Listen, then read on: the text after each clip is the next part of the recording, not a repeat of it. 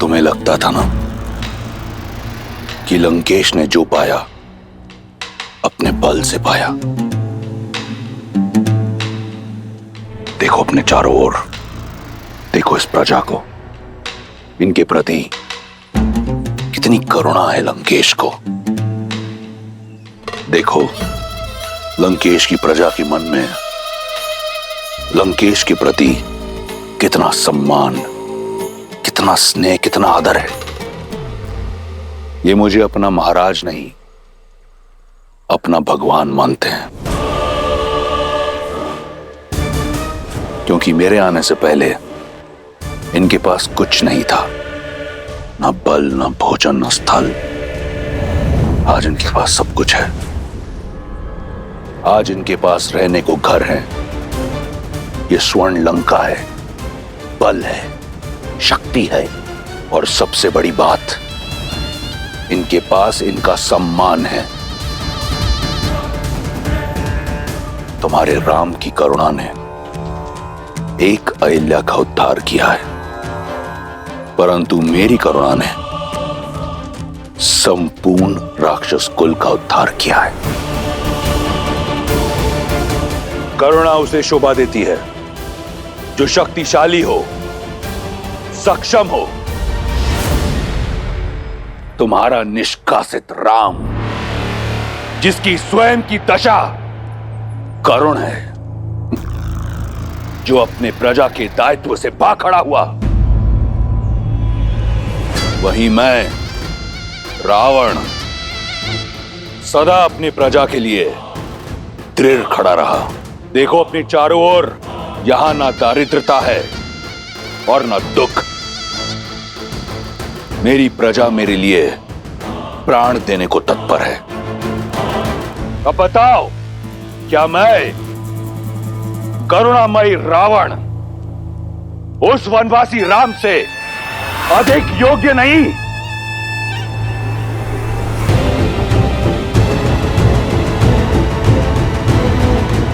करुणा तो मुझे तुम पर आ रही है रावण। बल और ज्ञान का प्रकाश होते हुए भी अंधकार से घिरे हो तुम।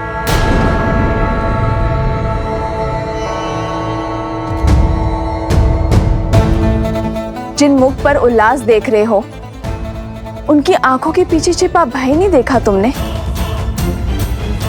जिस उद्घोष को निष्ठा की जयकार समझ रहे हो तुम, उसके पीछे छिपे भय की चित्कार नहीं सुने तुमने? भगवान वो नहीं जो दीनों के राजा हो, बल्कि दीनों के बंधु हो। भगवान वो नहीं जिसकी प्रजा उनके सामने भय से सर झुकाए, बल्कि सम्मान में सर झुकाए। भगवान वो नहीं जो अपना दिया गिनवाते हो, बल्कि देते हैं बिना किसी अपेक्षा के। जो अपनी प्रजा में भय नहीं, बल्कि कुछ करने का उत्साह जगाते हैं, वो है मेरे श्री राम। रघुकुल की रीत निभाने के लिए राजधर्म त्याग कर रघुकुल की मर्यादा निभाई। हाँ रावण, मर्यादा।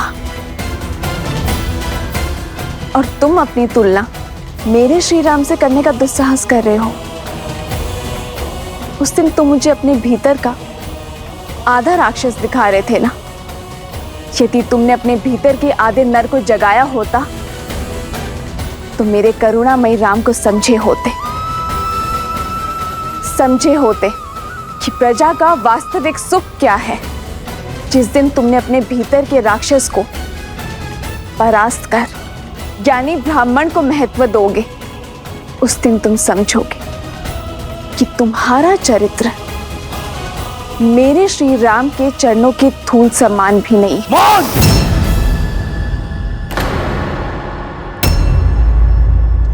केवल देवताओं की भाषा आती है तुम्हें। आंखें हैं, परंतु रावण की महानता नहीं दिखाई देती।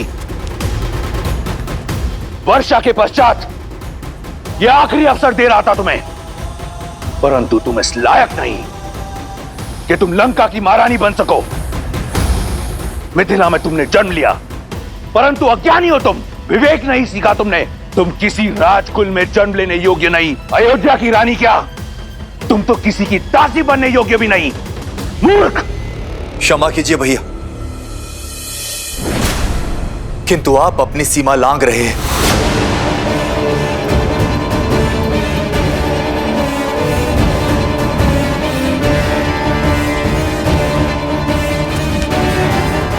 क्या कहा तुमने? मैं तो केवल ये कह रहा था कि वो एक स्त्री है, और स्त्री चाहे शत्रुकुल की ही क्यों ना हो, सम्मान की पात्र होती है।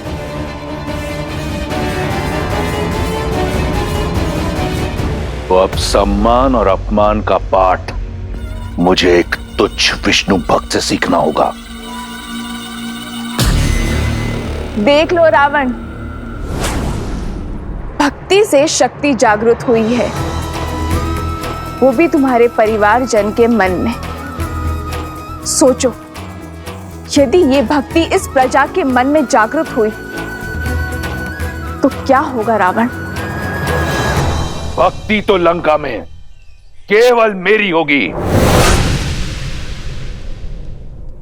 रावण राज में उचित वही, नीति वही, धर्म वही, जो रावण कहे, जो रावण करे। जो शीश रावण के विरुद्ध खड़ा होगा उसे राजद्रोही माना जाएगा, उसे मृत्यु का पात्र माना जाएगा।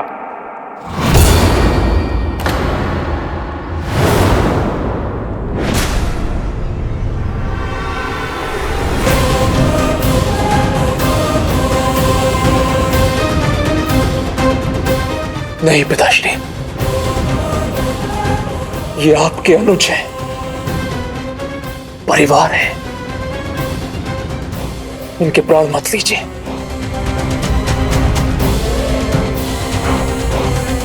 कदाचित छोड़ दिया होता उस दिन उस पर्वत के शिखर से, तो आज ये दिन देखना नहीं पड़ता। जीवित रहने का अधिकार खो चुका है ये। तो ये है लंका का धर्म, लंकेश का न्याय, रावण का राज, जहां केवल रावण का मत उचित, बाकी सब अनुचित। और यदि मंत्री ने मंत्रणा दी तो उसका वध कर दिया जाता है। अभी तो तुम करुणा की दुहाई दे रहे थे, मेरे श्री राम, जो अपने भाइयों के लिए, अपनी प्रजा के लिए जीवन दे सकते हैं। तुम स्वयं अपने हाथों से अपने भाई का जीवन ले रहे हो। यह है तुम्हारी करुणा। करुणा का नाता धैर्य से होता है रावण। एक सच्चा शासक अपनी प्रजा को साथ लेकर चलता है, उनके विचारों का आदर करता है, उनका चित्त, उनका मन हरता है, उनके प्राण नहीं। और जिसे तुम करुणा समझ रहे हो रावण, वो तुम्हारा भय है सब पर।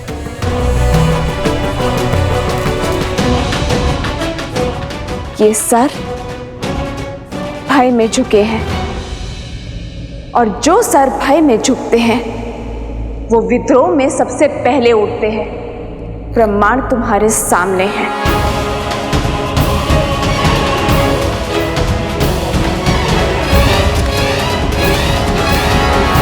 जा सकती हो तुम, जाओ।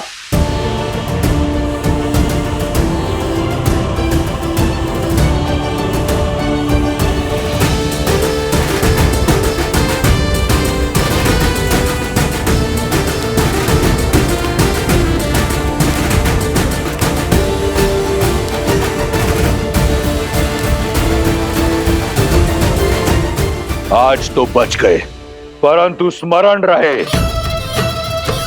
ये मेरी अंतिम चेतावनी है। अगली बार रावण का भाई होने का गौरव तुम्हारी रक्षा नहीं करेगा। बच तो मैं सच में आज गया भैया, मृत्यु के पास तो मैं तब था जब आपके पापों का मूर्ख दर्शक बना था, भटक गया था अपने धर्म की यात्रा से, आज पुनः लौटकर मार्ग पर आया। उचित कहा था देवी सीता ने, आपका हाथ पकड़कर आपको धर्म के मार्ग की ओर ले जाने के स्थान पर मैं स्वयं कहीं ना कहीं अधर्म के मार्ग पर अग्रसर हो गया भैया। यदि आज भी आपका हाथ ना छोड़ा तो मैं भी कहीं ना कहीं अधर्मी बन जाऊंगा। इसलिए आज से, इसी क्षण से मैं आपके अधर्म का भागीदार नहीं हूं भैया। इसलिए मैं छोड़ रहा हूं आपका साथ, छोड़ रहा हूं ये राजभवन, किंतु लंका का साथ नहीं छोड़ूंगा भैया। और लंका के हित के लिए सदैव ईश्वर से प्रार्थना करता रहूंगा।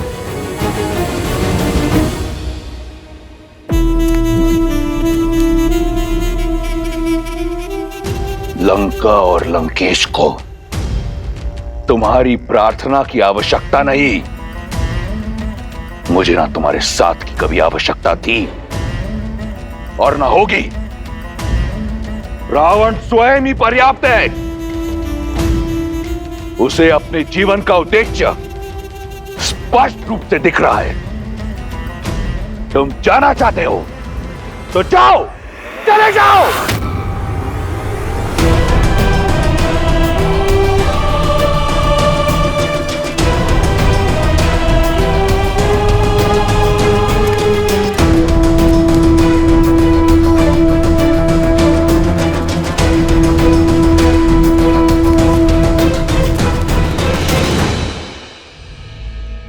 जाते जाते एक भाई का धर्म अवश्य निभाऊंगा। अपनी आंखें खोलिए भैया, देवी सीता के कथनों से इतना तो जान गया कि राम कोई साधारण मनुष्य नहीं है। समय रहते उनसे क्षमा मांग लीजिए, अन्यथा आपका अंत निश्चित है भैया। इससे पहले कि तुम्हारे आत्मा की शांति के लिए प्रार्थना पड़ी जाए, चले जाओ यहां से। कायर!